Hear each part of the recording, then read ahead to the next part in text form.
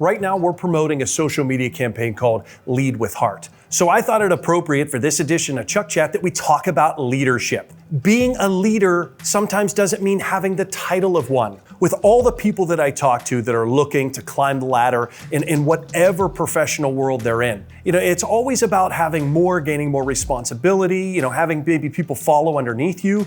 Well, in those roles, you can be a leader without having the title. But you have to understand, it's not something you can just watch and do.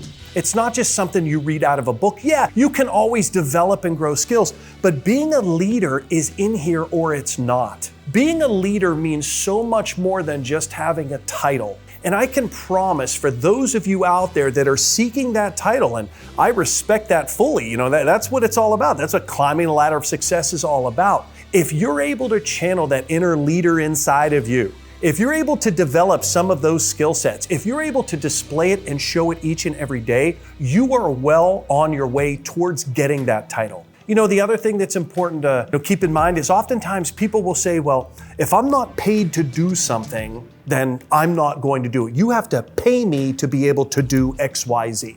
Well, think about that thought process for a minute. If you're able to display and show who you are, you're then giving your leaders, those above you, those around you, you're giving them no choice but to recognize you for who you are.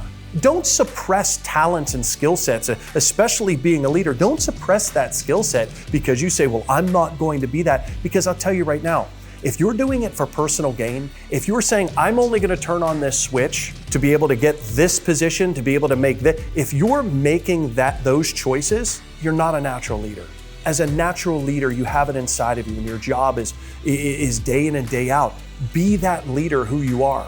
Be that person, display it in your values and the way you speak, the way that you talk, the way that you interact with others. We're all humans. We have got good days and we've got bad days. You can't just decide to turn it on and to turn it off, because as a leader, it's always on. And so display that. Show everybody your talents.